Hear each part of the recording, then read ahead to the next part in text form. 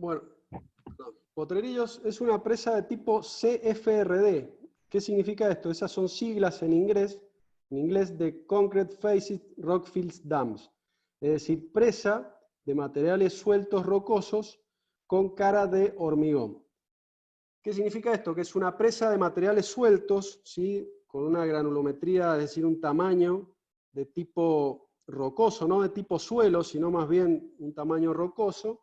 Esas partículas de suelo son distribuidas convenientemente de acuerdo a una zonificación que ya vamos a ver enseguida, son compactadas en capas y conforman una sección cuasi triangular, y la cara aguas arriba es recubierta con una pantalla de hormigón que le confiere impermeabilidad.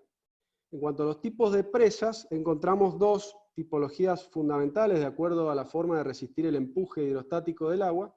Ellas son las presas de arco, que resisten por su forma, y las presas de gravedad, que resisten por su propio peso. Dentro de las presas de gravedad actualmente hay dos tipologías que se imponen en el mundo, que son las HCR, es decir, de hormigón compactado a rodillo, donde se va disponiendo capas de hormigón que se van compactando. Esto se hace así para evitar la técnica de hormigón masivo, que genera grandes cantidades de calor y posibles consecuencias de fisuración por retracción de fragua. Y las presas CFRD, que ya se construían desde hace varios años, o de materiales sueltos, en donde pueden diferir en cuanto a la barrera de impermeabilidad. Si tenemos presas con núcleo de arcilla, como por ejemplo el Carrizal, donde en el centro tenemos la barrera que le confiere impermeabilidad, y presas como Potrerillos con una pantalla de hormigón en la cara aguas arriba. Esto le da una ventaja por sobre las anteriores debido a que el cuerpo de la presa se mantiene sustancialmente seco, y ello es muy beneficioso para la estabilidad, sobre todo frente a eventos sísmicos. Sobre eso voy a referirme enseguida.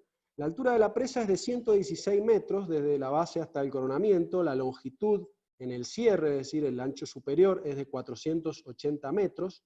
Los taludes, aguas arriba, es más empinado, tiene una relación de pendientes 1,5 horizontal, 1 vertical, y aguas abajo es más tendido, 1,8 horizontal, 1 vertical.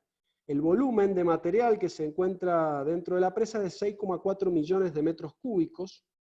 La aceleración máxima en roca es de 1,02 G. Esta es una aceleración muy importante para el diseño sísmico.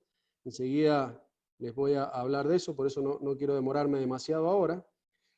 El resguardo de la presa, es decir, la diferencia que hay entre el nivel máximo normal y el coronamiento, es de 11 metros en el centro y de 9,5 metros en los extremos. ¿Por qué es así? Porque el coronamiento tiene una contraflecha, es decir, más alto en el centro que en los extremos. Esa contraflecha es de 1,5 metros, en donde se prevé que si ocurre el sismo máximo de diseño que provoca algún deslizamiento del talud de la presa, y eso hace que el coronamiento descienda, puede hacerlo hasta 1,5 metros e igual sigue nivelado, es decir, que no quedaría por debajo de la línea original. Esto es muy importante porque una de las pocas causas de colapso en este tipo de presas es el sobrepaso, ¿sí? Cuando el agua pasa por encima del coronamiento de estas presas, colapsan. De otra forma es prácticamente imposible que una presa de estas sufra el colapso. Entonces por eso es muy importante tomar un resguardo adecuado. En este caso, como les dije, tenemos 1,5 metros de la contraflecha debido a asentamientos por sismo. Tenemos 4,5 metros para laminar la crecida, es decir, que hay una franja de atenuación de crecidas de 4,5 metros, y tenemos 5 metros de revancha adicional por sobreseguridad.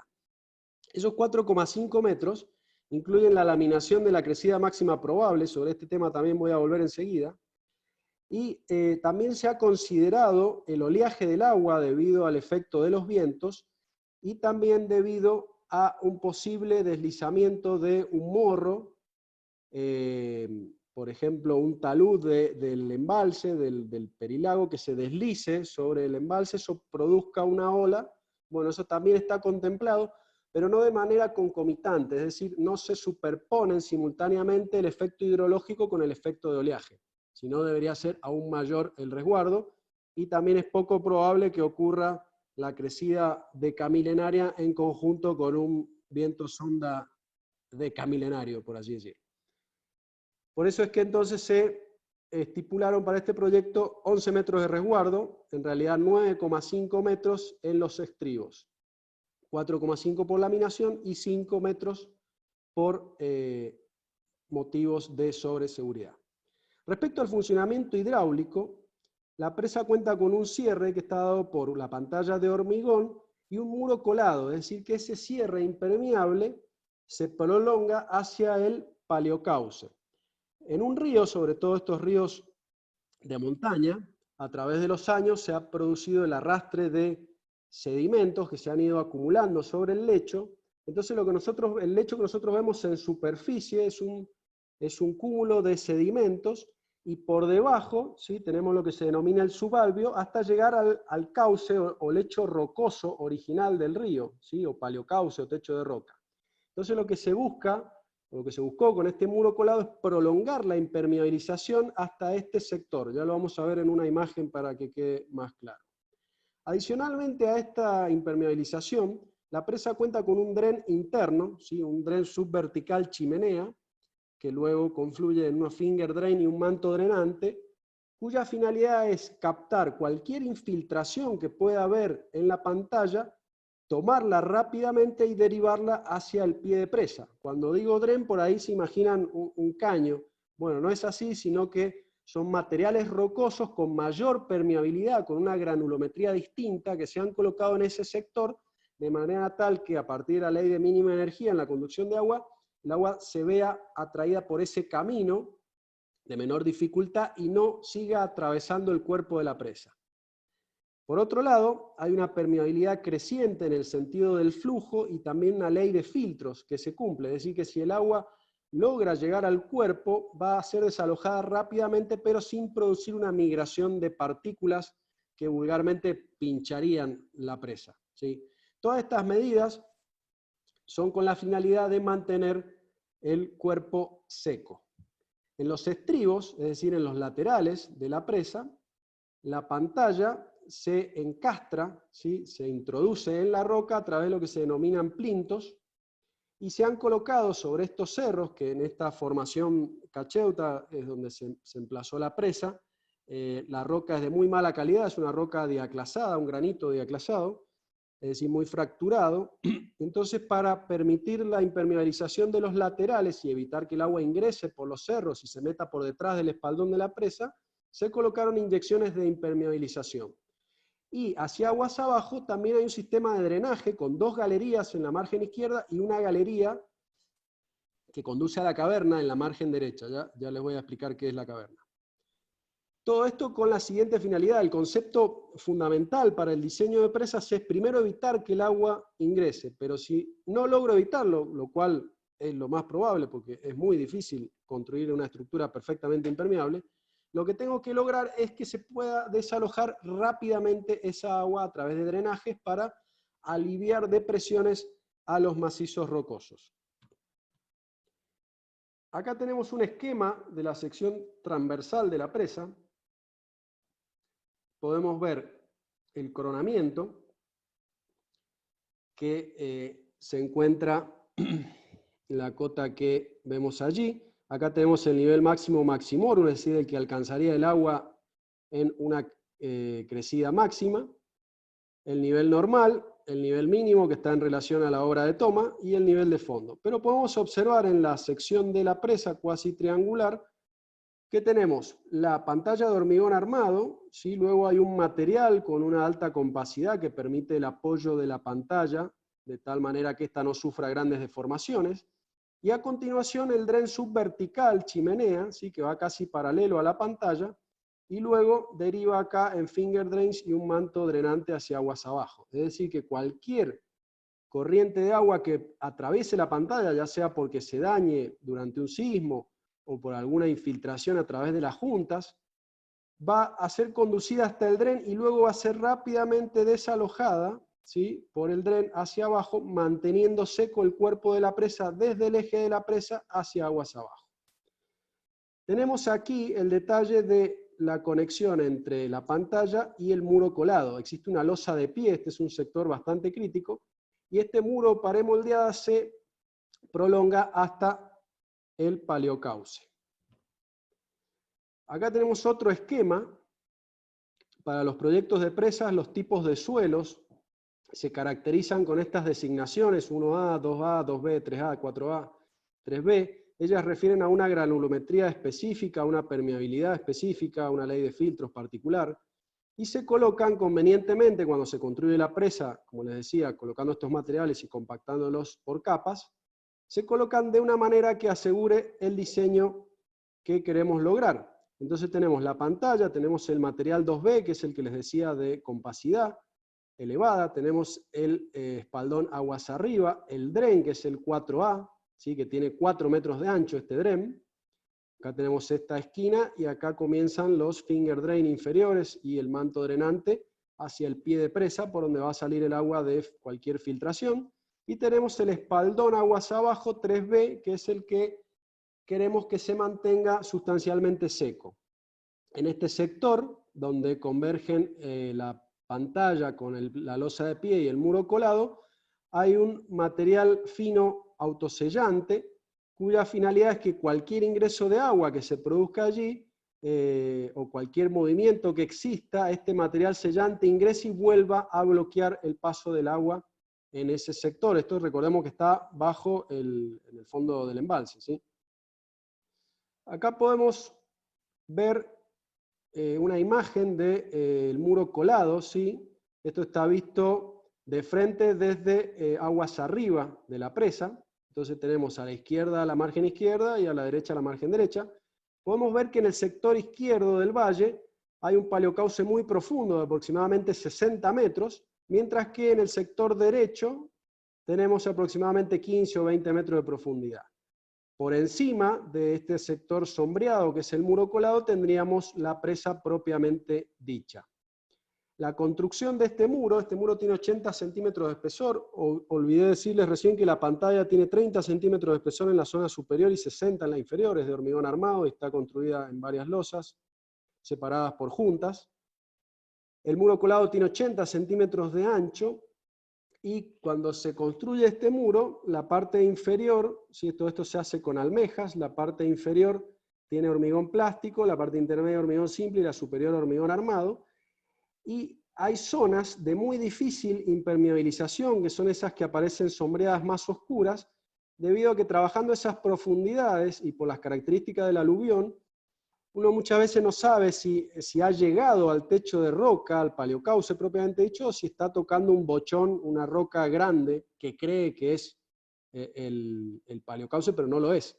Entonces muchas veces sucede eso y quedan sectores sin sellar, por donde puede infiltrarse el agua que está circulando por el subalvio.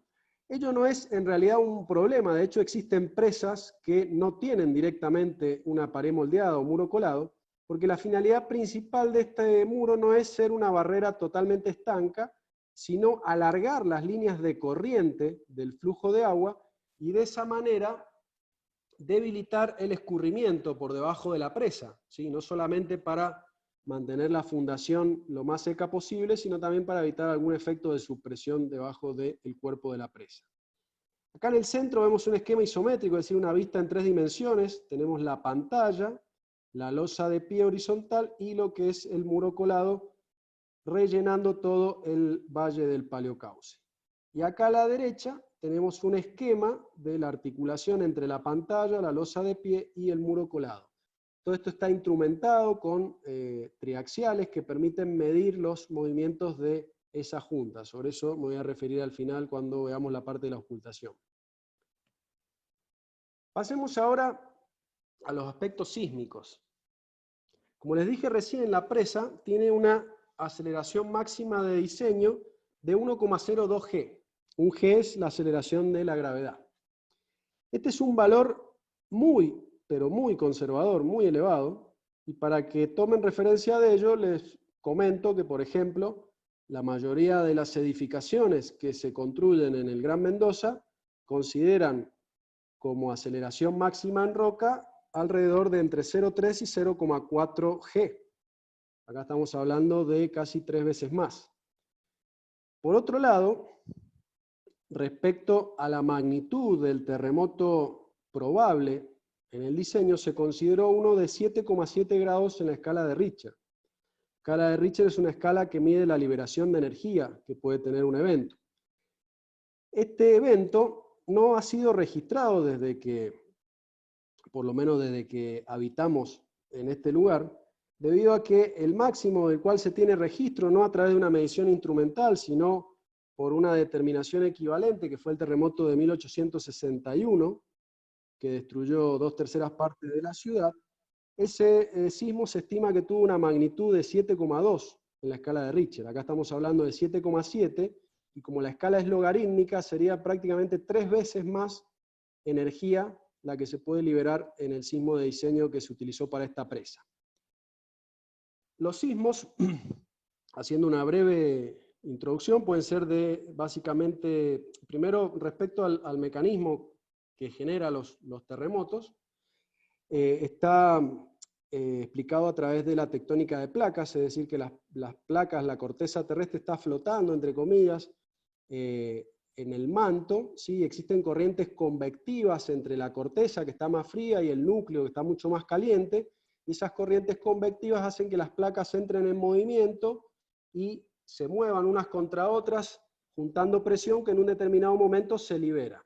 Ese mecanismo es el que se denomina interplaca, y es el que ocurre, por ejemplo, en todo el borde costero de Chile, entre la placa sudamericana y la de Nazca, que subduce debajo de la primera, y es la que da origen, por ejemplo, a la formación de la cordillera de los Andes. Ese tipo de sismos presentan magnitudes mucho más elevadas, y debido a que las longitudes de ruptura son mucho mayores, es decir, que se libera mucha más energía, y son sismos con características vibratorias, es decir, que para hacer una analogía con una persona, es como si sacudiéramos durante mucho tiempo fuertemente una persona de un lado para otro con un movimiento de tipo armónico, oscilatorio. Otro tipo de sismos son los intraplaca, ¿sí? Que están asociados a los primeros, pero que provienen del arrugamiento de la placa sudamericana, es decir, a raíz del contacto entre ambas placas, la de Nazca y la sudamericana se arruga, se agrieta, y eso genera fallas internas en esta placa, y esas fallas geológicas, que se desarrollan la mayoría paralelas a la cordillera de los Andes, tienen una longitud mucho menor, por lo tanto su potencial de energía es menor, ¿sí? No van a ocasionar terremotos de magnitudes 9, 9,5, 9,6 como tienen en Chile. Van a ser terremotos del orden de 6, 7 grados, y son las fallas geológicas que justamente tenemos en la provincia de Mendoza y en la provincia de San Juan fundamentalmente. Pero la característica de estos movimientos es de tipo impulsivo, ¿sí? O cortical, es decir que, volviendo a la persona anterior, no es como si yo la sacudiese, sino como si directamente le metiera una piña, ¿sí? Es una cantidad de energía aplicada en un periodo corto de tiempo, es decir, una gran potencia, y eso hace que la estructura no sea capaz de desarrollar un mecanismo de disipación de energía para poder disipar esa energía que le está introduciendo el sismo. Por lo tanto, sin querer asustar a nadie con esto, lo que digo es que los sismos que tenemos en nuestra región pueden tener consecuencias mucho más desastrosas, a pesar de tener magnitudes menores, que los que ocurren, por ejemplo, en Chile. Y no solo por el tipo, la génesis del sismo, sino también porque nuestras estructuras y nuestra cultura sísmica es inferior a la de los chilenos. Pero bueno, ese es otro tema. Volviendo a la presa, para su diseño sismorresistente, se evaluaron dos metodologías, una probabilística y una determinística. La determinística lo que hace es evaluar el potencial de daño de todas estas fallas geológicas que les comentaba. Entonces, se evalúan las fallas cercanas, la falla de la Cal, la falla de Barranca, la falla de Melocotón, etc. Y se evalúa cuál es el potencial destructivo de ellas y qué evento podrían producir.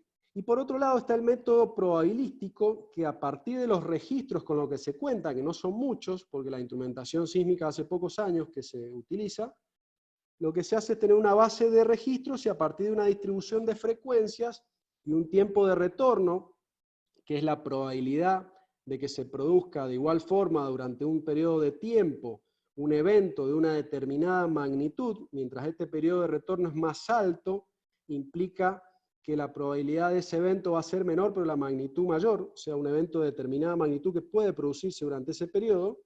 Entonces, para 10.000 años se determinó este terremoto con un PGA, un peak ground o aceleración del suelo, de 1,02 G.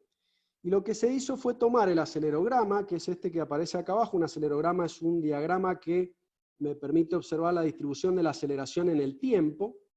Este es el acelerograma del sismo de Caucete, que ocurrió en la provincia de San Juan en el año 77, y ese acelerograma, que tenía un PGA, si mal no recuerdo, alrededor de 0,55 G, se lo escaló a 1,02 G. Es decir, todas las ordenadas de aceleración se multiplicaron de tal manera de llevar el máximo a 1,02 G. Entonces, este sismo es el que se introdujo para la verificación sísmica de la presa. ¿Cómo se hace la verificación sísmica? Esto que ustedes ven acá, este esquema de la presa, fue realizado en un programa de elementos finitos por el ingeniero Barchiesi.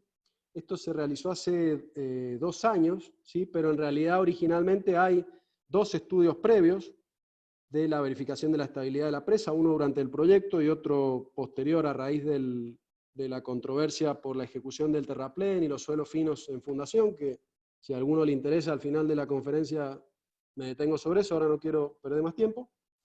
Se realizó un nuevo estudio de verificación de la presa hace 2 años por el ingeniero Barchiesi, y entonces acá podemos observar modelada la presa en elementos finitos, ¿sí? Está la zonificación de la misma, está la piezométrica, las características de permeabilidad de la fundación, etc. Y la presa, como cualquier estructura, tiene características dinámicas, ¿sí? Tiene masa, tiene amortiguamiento y tiene rigidez. En función de sus características dinámicas, va a ser la respuesta que va a tener la presa frente al input, frente al acelerograma de base que tenemos acá abajo. Lo primero que se hace con estos software es buscar superficies potenciales de deslizamiento, es decir, cuñas donde puede producirse el desplazamiento del suelo. Se buscan aquellas que tienen factores de seguridad bajos. Entonces eso va a estar fuertemente relacionado a las condiciones de saturación de esos suelos. Por eso es que les digo que es fundamental mantener seco el cuerpo de la presa, porque cuando tenemos 2 partículas en contacto y hay agua entre medio, la fricción entre ellas disminuye, entonces es más factible que se produzca un deslizamiento entre ellas y que se genere una cuña. La cuña es la que está acá rayada en rojo, ¿sí? Y eso implica un deslizamiento de una masa o volumen de suelo que genera un asentamiento en el coronamiento y puede llegar a producir el sobrepaso del agua. Entonces, una vez que se han determinado estas superficies potenciales de deslizamiento, lo que se hace es aplicar el sismo en la base del modelo y se obtiene para el centro de masa de la cuña un acelerograma de respuesta. Ese acelerograma es diferente porque tiene un filtrado, o sea, la presa como sistema altera las características de la respuesta. A partir de este acelerograma de respuesta, que es el que tenemos acá arriba, lo que se hace es aplicar el método de Newmark, es decir, se integra 2 veces, entonces se pasa primero a la velocidad y luego al desplazamiento, y una vez que se obtiene el desplazamiento, yo puedo saber cuánto se va a mover esta cuña. Ahora pasemos al diagrama de la derecha. Entonces, conociendo el desplazamiento, que sería la cuña en verde respecto a su posición original en roja, trigonométricamente yo puedo determinar cuál es el asentamiento del coronamiento. Bueno, el ingeniero Barchiesi realizó este estudio actualizado y a partir de emplear un software que le permitió un refinado de la malla superior y bueno, un software de mejores características que el que se utilizó hace 20 años, se comprobó que el asentamiento máximo de la presa para el sismo de diseño es aún menor de lo que se obtuvo en su momento.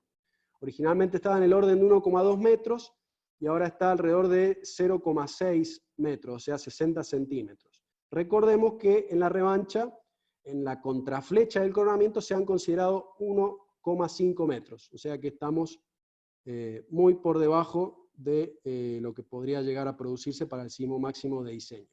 ¿Por qué se analiza la cuña hacia aguas abajo? Bueno, porque hacia aguas arriba tenemos la presión del embalse que contrarresta, empuja la cuña y es más difícil que se forme. a menos que ocurra un desembalse rápido, y en ese caso sí es factible de producirse una cuña hacia aguas arriba, pero eso también está analizado. Bueno, esto en cuanto al aspecto sísmico. Ahora pasemos a los órganos de operación de la presa, son tres: el descargador de fondo, el aliviadero y la aducción con su obra de toma. Les dije al comienzo de la exposición que los dos primeros, descargador de fondo y aliviadero, se ubican sobre la margen derecha. Acá podemos observar abajo a la derecha la salida del descargador y arriba a la izquierda la salida del aliviadero. Mientras que la obra de toma y el túnel de aducción se ubican sobre la margen izquierda. El descargador de fondo es un túnel que tiene 480 metros de largo, 10,7 metros de diámetro y una capacidad de 655 metros cúbicos por segundo, con compuertas en caverna. Los 10,7 metros de diámetro en realidad surgen a partir de la función que tuvo el descargador como desvío del río. ¿Sí? Enseguida lo vamos a ver en detalle. El aliviadero es de tipo corola con descarga en túnel, tiene 11,8 metros de diámetro, un diámetro efectivo de la corola de 30 metros y es capaz de erogar 1800 metros cúbicos por segundo. Enseguida también vamos a hablar sobre el aliviadero y la laminación de crecidas. Y respecto a la aducción, les mencioné cuando describí el ingreso por el sistema por gravedad de la central Cacheuta, que tiene 4,2 kilómetros de largo, 5 metros de diámetro, y es capaz de conducir hasta 80 metros cúbicos por segundo. Entonces, ¿cuáles son las funciones del descargador de fondo? Básicamente 4. La primera es permitir el desvío del río, es decir, para construir una presa yo necesito trabajar sobre el lecho del río sin que interfiera el agua. Entonces lo primero que se hace es construir un túnel que puentee el río y posteriormente una taguía, es decir, una presa de baja altura que frene el agua y la desvíe, la encauce hacia este túnel para permitirme un poco hacia aguas abajo trabajar sobre la verdadera presa. Para determinar el caudal de diseño del túnel como desvío, se utilizó un periodo de retorno de 200 años y se llegó a un caudal de 1270 metros cúbicos por segundo que debía ser conducido por gravedad con una sección máxima ocupada del 70%. Es decir, que tenía que quedar libre el 30% del túnel. Eso derivó en el diámetro de diseño de 10,7 metros. Otra función ya durante la operación del embalse, y la más importante, es permitir el vaciado de emergencia después de un sismo. Hay requerimientos del ICOL, que es el Organismo Internacional de Presas, de que cuando se produce un sismo que daña la presa gravemente, debe ser capaz el descargador de fondo de vaciar a la mitad el nivel de embalse, de bajar a la mitad el nivel de embalse en un máximo de 10 días, es decir, de la cota 1377,30 hasta la cota 1330, con el objeto de aliviar las presiones hidrostáticas que ejerce el embalse sobre la pantalla y poder también permitir una revisión, una inspección de la pantalla que puede estar dañada tanto en sus losas como en sus juntas. En este caso actuaría erogando 655 metros cúbicos por segundo. Durante los 10 días este caudal iría bajando, porque al ir bajando la cota del embalse también va bajando la carga hidráulica, por lo tanto el caudal va a ir disminuyendo. La tercera finalidad es el desalojo de sedimentos en suspensión. El río produce arrastre de partículas sólidas, las más gruesas, cuando llegan a la cola del embalse, es decir, al comienzo, a la transición entre el río y el embalse, el agua pierde velocidad. Al perder velocidad, estas partículas más grandes comienzan a descender, ¿sí? a asentarse, a sedimentar. Las más grandes, gravas, arenas sobre el comienzo del embalse, y las más finas, limos y arcillas, pueden llegar incluso hasta la presa, ¿sí? Ellas demoran más en sedimentar, su caída es más lenta, entonces siguen avanzando a lo largo del embalse. Es fundamental que el descargador de fondo opere cuando se detectan sedimentos en suspensión, que eso lo podemos observar a través de turbidez en las filtraciones de las compuertas, porque una vez que esos sedimentos se asientan, y esto ya lo hemos comprobado largamente a través de muestras de agua, etc., es imposible removerlos, ¿sí? No solo porque, imagínense que en la sección de entrada al túnel, cuando yo avanzo hacia aguas arriba, la sección es muy grande, es casi infinita, por lo tanto la velocidad cae a cero, es decir, que la capacidad de arrastre de fondo que tiene el túnel es ínfima, ¿sí? El túnel no puede remover los sedimentos que ya están en el fondo del embalse. Únicamente puede atraer los que se encuentran en suspensión. Entonces, con esto hemos tenido bastantes inconvenientes, sobre todo en la autorización de las aperturas y en referencia a lo que manifestaba más temprano por objeciones de las plantas potabilizadoras.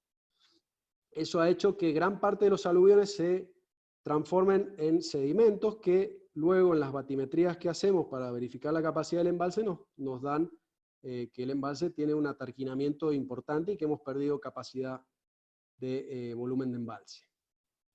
Finalmente,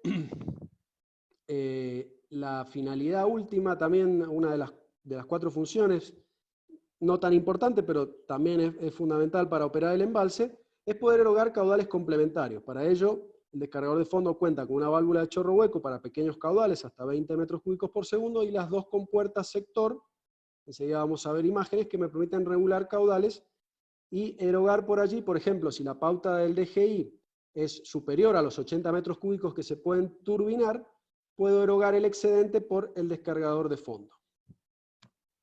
Acá vemos imágenes, ¿sí?, durante la construcción de la obra.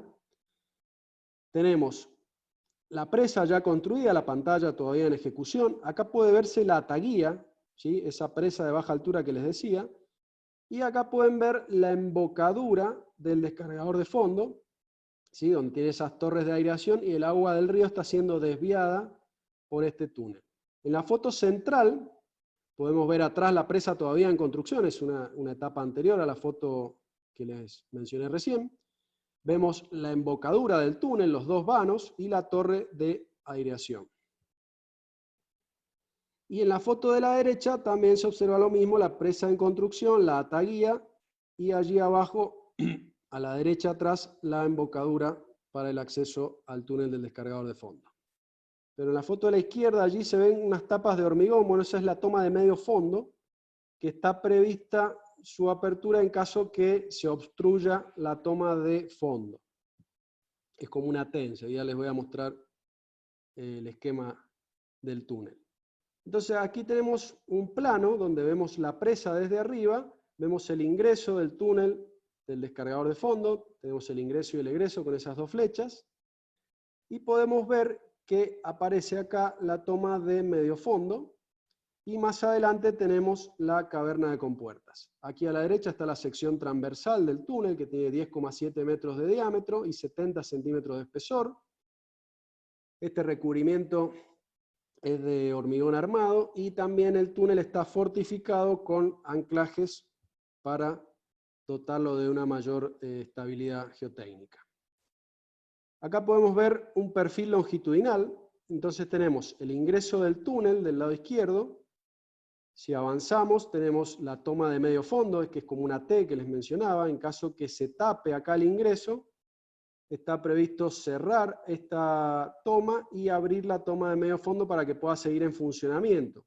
La toma de medio fondo se ubica en la cota 1322,30, por lo cual si se obstruyera la cota el descargador de fondo, que está en la cota 1275, eso daría lugar a que rápidamente se atarquine el embalse hasta llegar casi a la cota 1322,30. Y pondría en serio riesgo la operación, sobre todo de las centrales, ya que la obra de toma se encuentra en la misma cota. Bueno, avanzando por el túnel, tenemos el pozo de compuertas, es decir, que en el cerro, sobre la margen derecha, se practicó un túnel vertical, y por ese túnel se introdujo todo el equipamiento hidromecánico de la caverna. ¿Sí? Esto que ven acá es una cueva, una caverna, donde están instaladas las compuertas que operan este túnel del descargador. Es decir, que desde la caverna hacia aguas arriba, el túnel se encuentra a presión, con la presión del embalse, y hacia aguas abajo se encuentra libre por gravedad, es decir, sin agua, a menos que se abran las compuertas. El túnel tiene 480 metros de largo, como ya les detallé. Este es otro perfil longitudinal que tenemos acá en corte y en planta abajo. Entonces, en este sector central es donde se encuentra la caverna. Acá podemos ver imágenes ya del sector de la caverna, propiamente dicho. Tenemos donde se ubican las compuertas. Hay 2 compuertas planas de mantenimiento, compuertas en caja de ruedas, que tienen que se utilizan básicamente, tienen, perdón, un mecanismo de clapeta, eso es lo que quería decir recién, un mecanismo de clapeta que permite sacar las compuertas de su caja sin que se salga, sin que el agua inunde la caverna, ¿sí? Y estas compuertas de mantenimiento generalmente se encuentran abiertas, ¿sí? Y son las compuertas sector o radiales que están hacia aguas abajo las que regulan el flujo de agua y las que se encuentran normalmente cerradas. La caverna es una cueva que tiene aproximadamente 40 metros de largo, 20 metros de ancho y 20 metros de altura, y está envuelta por una galería perimetral, ¿sí? Acá a la derecha vemos un corte, y todas estas líneas punteadas que se ven ahí son redes de drenaje, ¿sí? Que lo que hacen son cortinas de drenaje, perdón, que lo que hacen es aliviar presiones sobre la bóveda de la caverna. La caverna se encuentra a aguas arriba de la presa, ¿sí? Sobre el cerro. Muchas veces cuando la gente visita este lugar cree que es la presa, esto no es la presa, ¿sí? Acá lo que están entrando es al estribo de margen derecha, y están entrando a un sector que se encuentra a aguas arriba de la presa, por eso las filtraciones son superiores a las que vemos en algún sector aguas abajo de la presa. Del lado izquierdo vemos el acceso a esta galería de margen derecha que nos conduce a la caverna, y del lado izquierdo, y del lado derecho vemos el pozo de compuertas, este túnel vertical de 100 metros de profundidad, por donde se introdujo todo el equipamiento hidromecánico. Acá vemos imágenes de la caverna, ¿sí? A la izquierda se pueden ver, esta foto está enfocada hacia aguas arriba, ¿sí? Entonces vemos primero las dos compuertas planas con sus servoactuadores, y abajo vemos las compuertas sector. Y luego tenemos otra foto del lado derecho, pero no desde arriba, sino a nivel de la plataforma donde se encuentran las compuertas. Acá hay toda una estructura, bueno, de grandes columnas de hormigón, una viga carrilera para un puente grúa, y ese puente grúa se utiliza para el desmontaje de estas compuertas cuando se realizan mantenimientos, ya sea de las ruedas, de los sellos, etc. Acá vemos otra imagen. A la izquierda está dirigida hacia aguas abajo. Eso negro que se ve allá atrás es la salida del túnel, ¿sí? Y a la derecha podemos ver la compuerta sector abierta.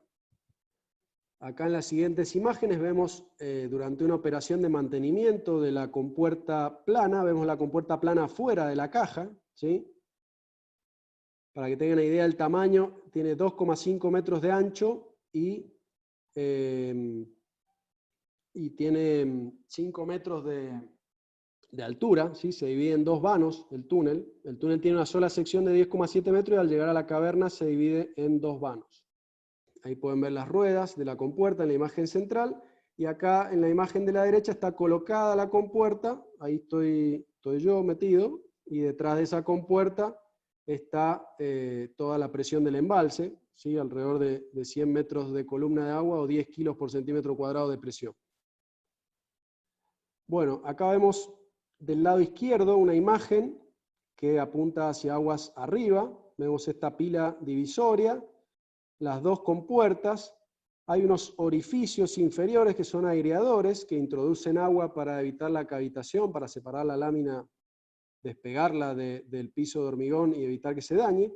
Y arriba a la izquierda vemos una válvula de chorro hueco más pequeña para regular pequeños caudales, que está asociado al vano de esta compuerta. En la imagen central vemos el túnel, ¿sí? Una sección en herradura. Este es el túnel del descargador de fondo, como les decía, tiene un revestimiento de 70 centímetros de espesor en hormigón armado, y tiene fortificaciones, ¿sí? Inyecciones de consolidación y también anclajes para garantizar su estabilidad.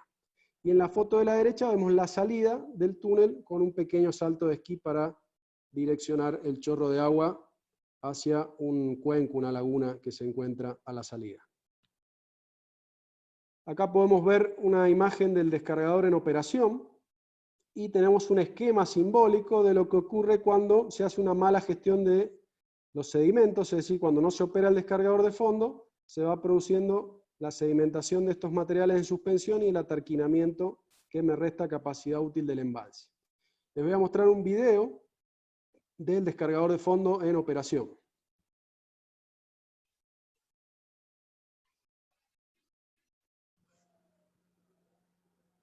voy a poner nuevamente.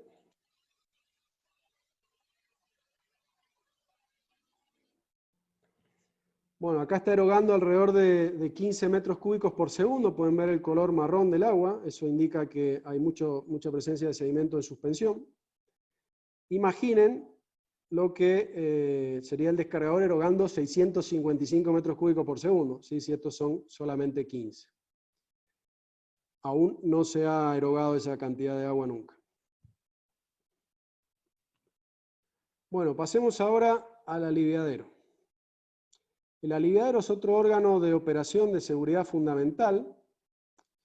El aliviadero, podemos ver acá en este plano en planta, tenemos la flecha de ingreso y de salida, ¿sí? Tiene una sección también en herradura de 11,8 metros, un revestimiento también de 70 centímetros de espesor. El revestimiento tiene un tratamiento especial para lograr una rugosidad muy baja, de manera tal de permitir que el escurrimiento sea elevado. Recordemos que puede erogar hasta 1800 metros cúbicos por segundo. Tenemos acá un perfil longitudinal donde vemos la corola que tiene 30 metros de diámetro. Luego hay un pozo en curva, ¿sí? Un codo, que hace una transición hasta llegar al túnel propiamente dicho de 11,8 metros de diámetro. Y el aliviadero consta con aireadores, es decir que también hay una torre, que ya vamos a ver en imágenes, por donde ingresa aire, succiona y va inyectando el aire en distintos escalones para despegar la lámina de agua del hormigón y evitar cavitación del mismo. Acá vemos algunas imágenes del aliviadero. Arriba a la izquierda, bueno, estoy ahí parado yo en una foto, en este caso el nivel de embalse estaba por debajo del labio del vertedero, por lo cual se puede acceder a este sector. Después vemos en la parte central una imagen donde ya está el nivel de embalse en el máximo normal, casi a punto de verter por el aliviadero. A la derecha vemos desde dentro del túnel esta imagen muy bonita de lo que es el codo, ese pozo vertical en curva. Realmente es espectacular cómo está construido eso. Y abajo podemos ver a la izquierda una imagen de la sección del túnel, y en el centro abajo vemos el deflector, el salto de esquí de salida, para disipar energía y evitar la socavación en el cerro, al pie del cerro, por la salida del agua. Bueno, respecto a la laminación de crecidas, una pregunta interesante que debemos hacernos es la siguiente. ¿Por qué, si la crecida máxima probable es de 7.530 metros cúbicos por segundo, el aliviadero tiene una capacidad de 1.800 metros cúbicos por segundo? Y la respuesta está en que la diferencia de ese caudal pico se compensa a través de la laminación en el embalse. ¿Qué es este efecto de laminación? Bueno, primero imaginemos que el embalse no está en el nivel máximo normal, sino que está por debajo, como en la foto donde me encuentro yo ahí parado enfrente de la corola. En ese caso, si viene la crecida, va a generar un volumen que va a llenar el embalse, pero el aliviadero no se va a enterar, ¿sí? Porque toda esa elevación de nivel de agua va a ocurrir por debajo del labio del vertedero. Entonces, en ese caso, podríamos contener la crecida sin emplear el aliviadero. Ahora, si el nivel máximo, o si el nivel del embalse se encuentra en el máximo normal, es decir, 1377,30, sobre el labio del vertedero, como en la foto central, en ese caso, lo que ocurre es lo siguiente.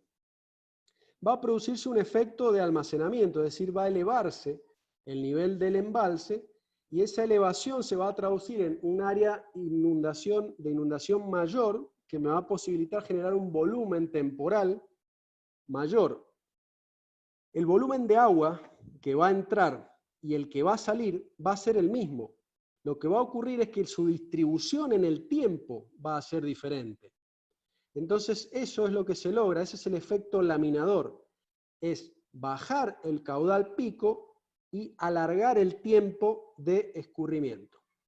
Este efecto de almacenamiento, se puede hacer una analogía, por ejemplo, con el lavatorio que tienen en los baños de sus casas.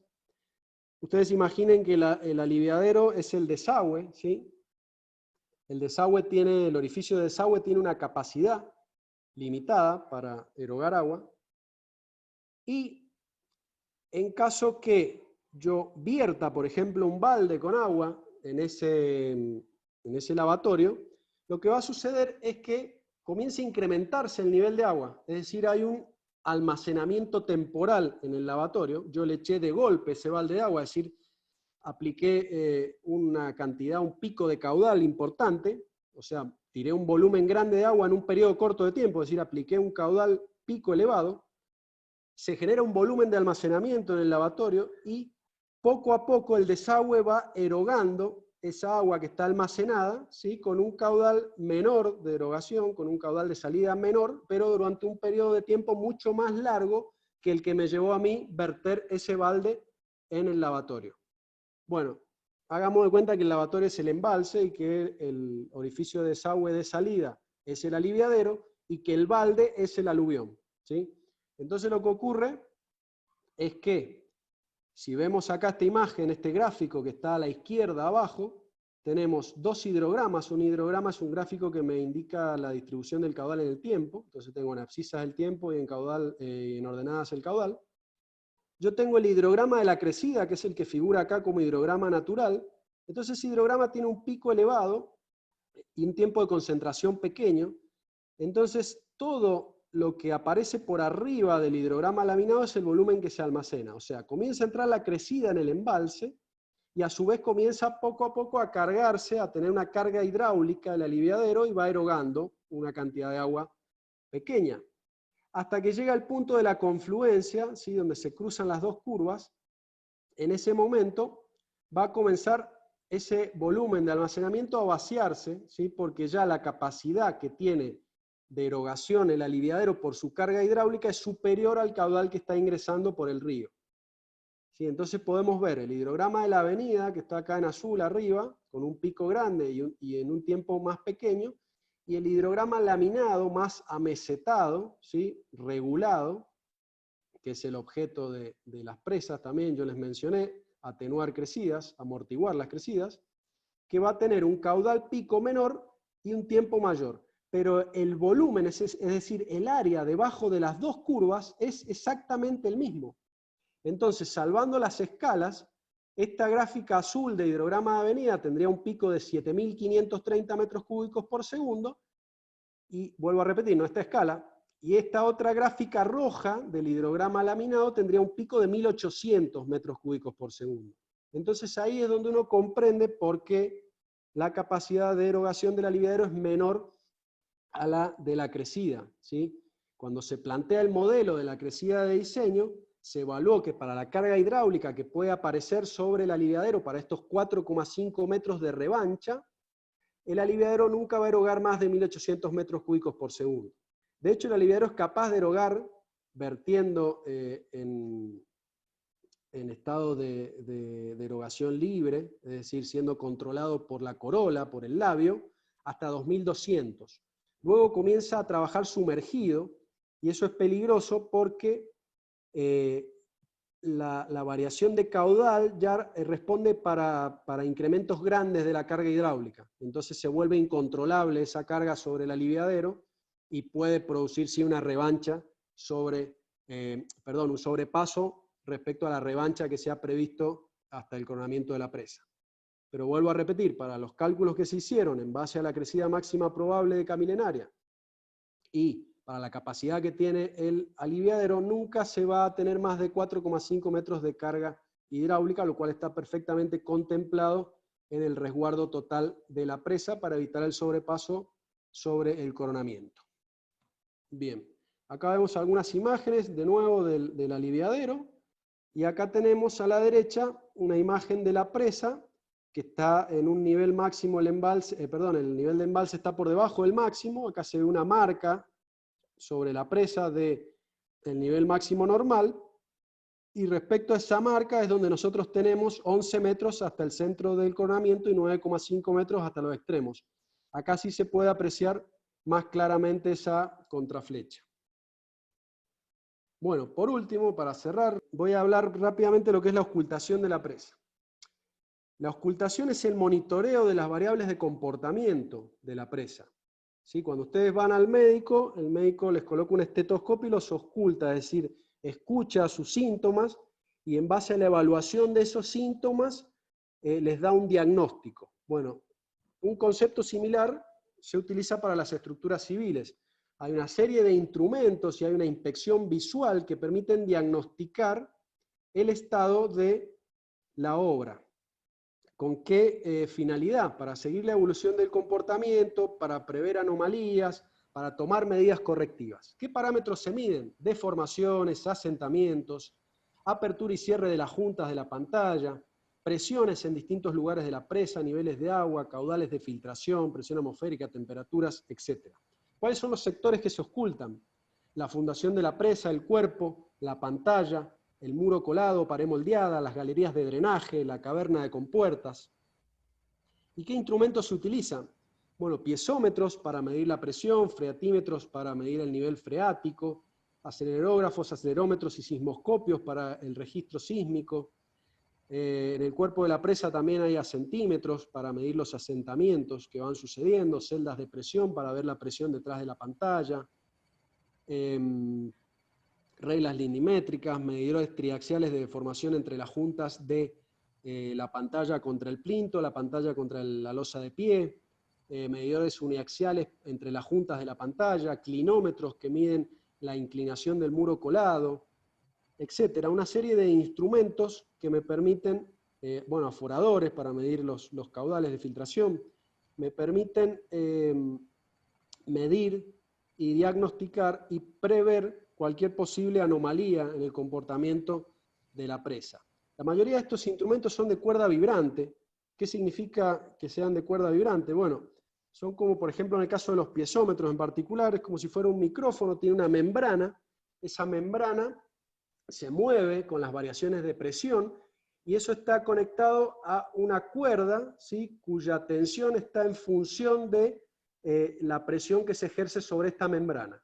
Entonces, mediante un instrumento que se llama data logger, que registra los valores de estos instrumentos, lo que se hace es excitarlos, es decir, enviar un pulso eléctrico, ese pulso hace vibrar la cuerda, y la cuerda, en función de su tensión, desarrolla un periodo de vibración particular.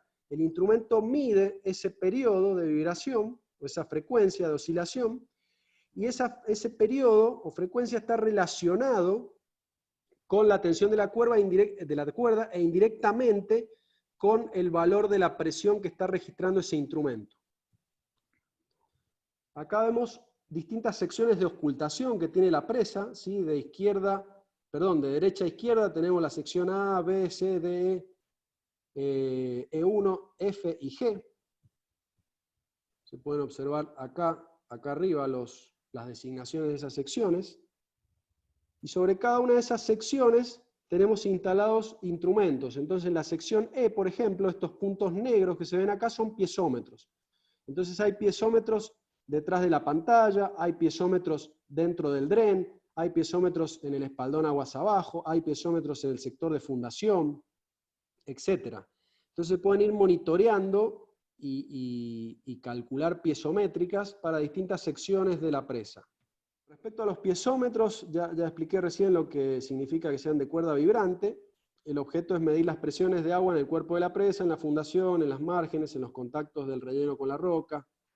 Y también evaluar cómo van a decaer las presiones entre la cara aguas arriba y aguas abajo, y sobre todo una vez que se supera el dren subvertical.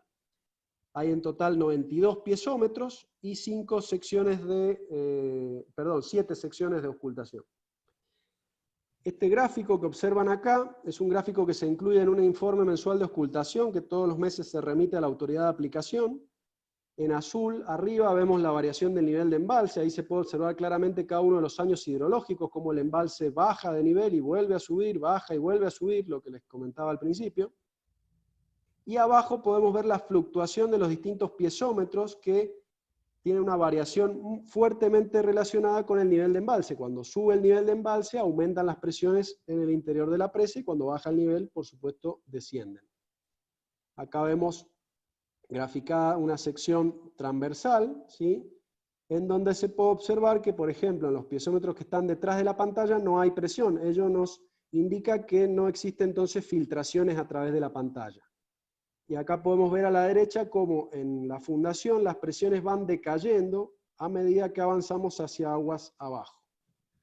Respecto a los acentímetros, son como si fuesen bolsas de agua que están enterradas en el relleno de la presa, y a partir de la presión que ejerce ese relleno sobre esa bolsa, y en referencia a un datum, que es un nivel de agua de referencia, valga la redundancia, se establece cuántos centímetros se ha asentado el terreno, el relleno, perdón, de la presa. Tenemos 22 ubicados en distintos niveles y fundamentalmente en las secciones centrales de la presa. Acá podemos ver la evolución en estos gráficos de los asentamientos, ¿sí? Del lado izquierdo vemos 2 centímetros y cómo la mayoría de los asentamientos se encuentran estabilizados. Y del lado derecho vemos la evolución de asentamientos del coronamiento. Eso es una medición topográfica que se realiza con estación total y nivel óptico desde puntos de referencia, ¿sí? Desde monolitos, y se van, a partir de distintos tetones que se ubican sobre el coronamiento, se va midiendo el nivel, y tenemos un asentamiento máximo acumulado de 8 centímetros en estos casi 20 años, que es muy bajo si ustedes lo comparan con los 116 metros de altura que tiene el cuerpo de la presa. Por lo cual, las características de compactación de estos materiales realmente ha sido muy buena, dado que el asentamiento es realmente muy bajo en comparación con otras presas. Acá tenemos piezómetros que se ubican, en la imagen a la izquierda arriba tenemos un piezómetro Casagrande, ¿sí? Que lo que mide es la presión dentro de las galerías, sobre todo en la galería perimetral de la caverna. Entonces lo que se hace es contrastar la presión aguas arriba y aguas abajo de las cortinas de drenaje que tiene la caverna para evitar presiones sobre la bóveda.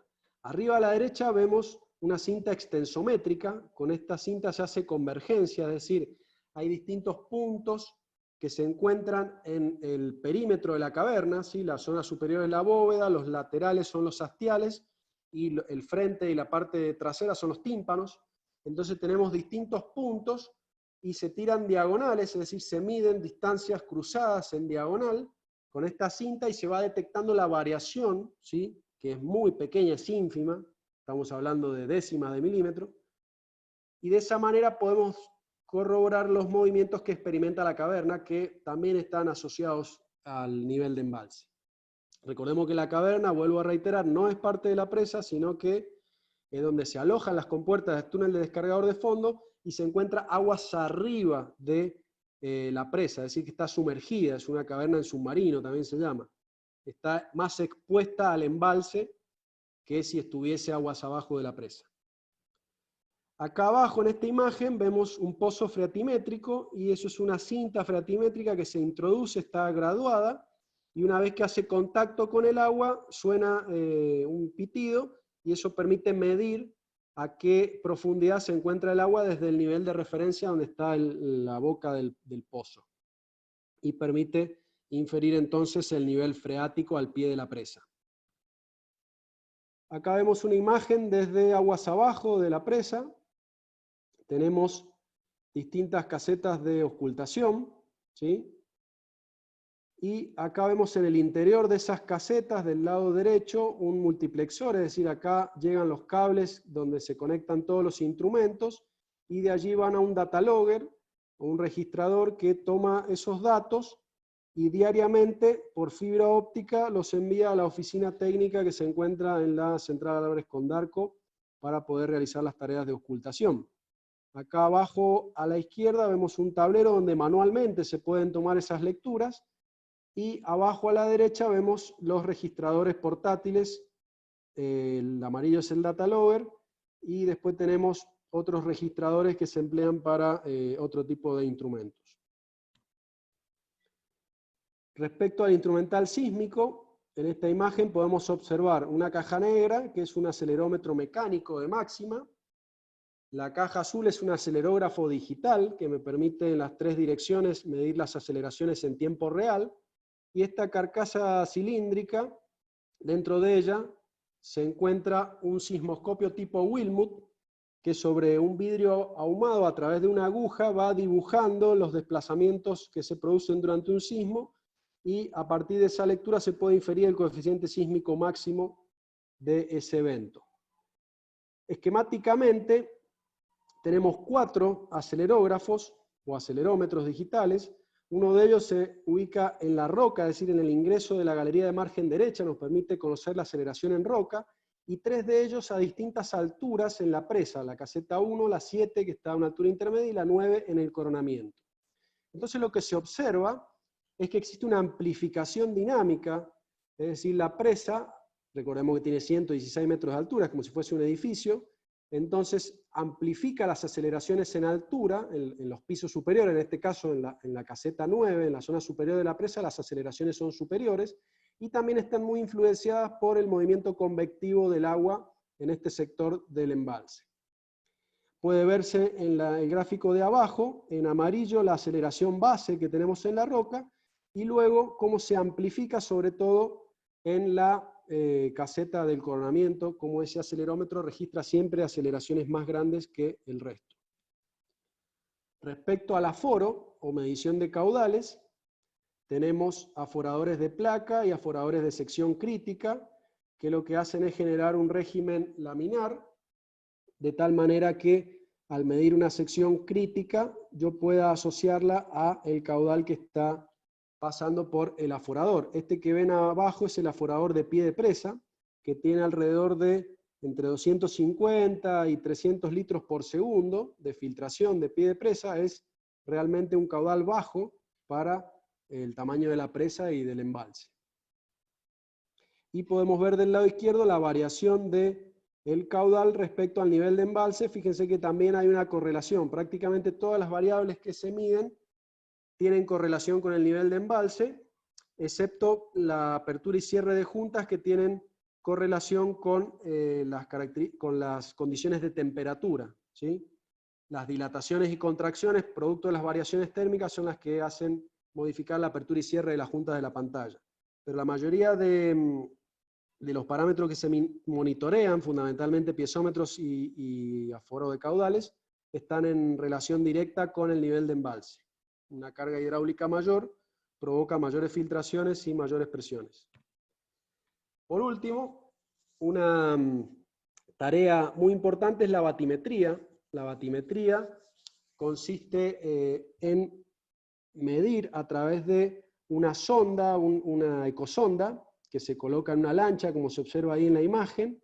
Esa ecosonda envía una señal hacia el fondo del embalse y permite registrar, respecto a la cota que en ese momento se tiene, a qué profundidad se encuentra el fondo del embalse, y luego eso se contrasta con el relevamiento topográfico original. Entonces se puede inferir cuál es el sedimento acumulado entre la cota original del relevamiento topográfico que se realizó previo al llenado del embalse y el valor de cota que me está arrojando la batimetría. Esto se hace navegando distintas transectas, es decir, secciones transversales al embalse.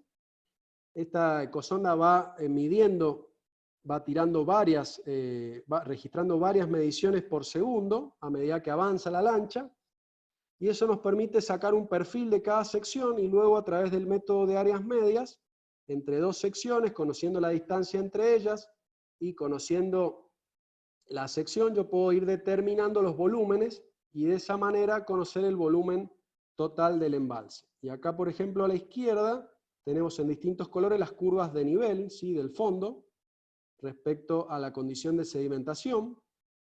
Y a la derecha abajo tenemos una curva muy importante, que es la curva altura-volumen o cota-volumen, que me indica, a medida que voy llenando el embalse, para cada cota qué volumen corresponde. Entonces vemos que para la cota del nivel máximo normal, 1377,30, que es esta que está punteada, si bajamos hasta la abscisa, vamos a encontrarnos con el volumen actual, que es 395 hectómetros cúbicos, 55 menos que los 450 originales, debido a la sedimentación que ha ocurrido a lo largo del tiempo.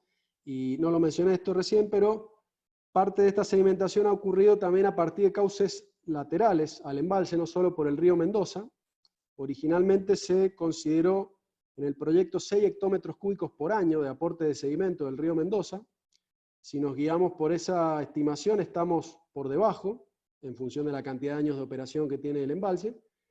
Pero lo llamativo es que la pérdida de este volumen ocurrió prácticamente de una sola vez en el año 2013, donde se registraron fuertes tormentas convectivas, sobre todo en el arroyo seco Cacheuta. Entonces se produjo gran ingreso de sedimentos por este arroyo que está sobre la margen derecha, también sobre el río Blanco, que está en la margen derecha, y también por la margen izquierda en la Quebrada del Toro.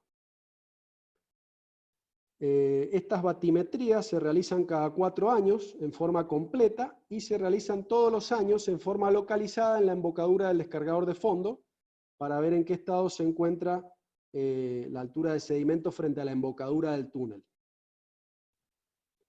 Bueno, eso sería todo. Agradezco a Ateneos Amigos de la Ciencia, a la Dirección de Graduados de la Secretaría de Extensión Universitaria de la UTN Facultad Regional Mendoza, por la oportunidad de dar esta exposición y a ustedes por la atención. Disculpen si me he excedido un poco, pero el tema lo ameritaba. Muchas gracias. Bueno, te pido que podamos abrir todos los micrófonos y todos los videos, y si vos podés dejar de compartir la pantalla, sí. Nosotros vamos a hacer el aplauso que siempre hacemos como agradecimiento a esta hermosa exposición y enseñanza que nos has dado, compadre. Bueno,